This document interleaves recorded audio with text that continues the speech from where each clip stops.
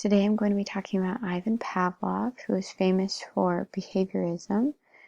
He was a famous Russian physiologist who was in the 1890s.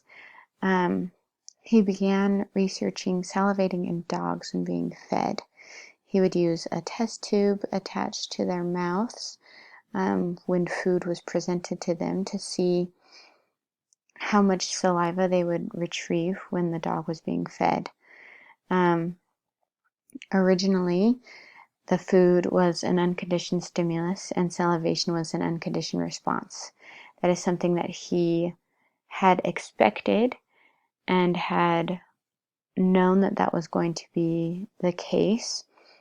He thought that that was something dogs wouldn't have to be taught to salivate when food was brought to them or presented to them. With time, he realized that it wasn't just when food was brought to them.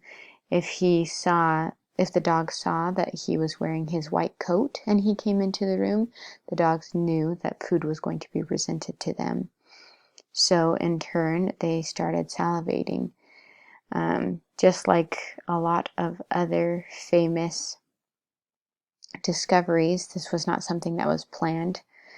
This was just something that he stumbled upon while researching dogs. He found that he could bring in a metronome or a bell or different lights and trying different sorts of reactions to see if other things would condition stimuluses and different responses to those stimuli. So at first he brought a neutral stimulus, which was a metronome, which they didn't sound off. They didn't have it go off. They just placed it in front of the dogs before they brought the food. And then there was no conditioned response. The dogs seeing the metronome would not salivate, would not get excited for food. But as he had the metronome, that he would let it start ticking or sound a bell, that it became a conditioned stimulus, and the conditioned response was to have the dog salivate. Before conditioning, the dogs would just sit there and salivate when food was brought. But as time went on, he noticed that during conditioning and even after conditioning, the food did not need to be presented. The ring of the bell would make the dogs salivate. This is something that led to a lot of other discoveries and has since Pavlov won a Nobel Peace Prize later for that discovery. Other types of conditionings like this can be even something as simple as peeing in the shower.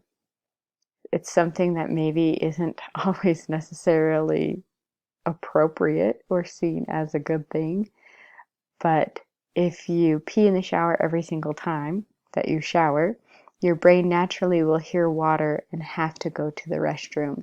So if you are washing your hands, you then naturally have to go to the restroom. Or if you hear a waterfall or a water fountain, that's something that naturally happens. So it's not only just with animals, it is also with people and with basically any animal that different types of conditioning will cause different types of behavior, that then we hear something like a bell and then the dogs want food, or you hear the water rushing and you have to use the restroom. Something that they used in a show called The Office was a character used the ding of his computer and he would give one of his coworkers a mint. And after a while, a couple of weeks of giving his coworker a mint every single time that his computer sound went off, once when the computer sound went off and he didn't offer his coworker a mint, the coworker held out his hand expecting one. Something like conditioning naturally just happens, and we've learned a lot since then because of that. Ivan Pavlov is one of the greats in terms of conditioning, and we've since learned a lot about that since then.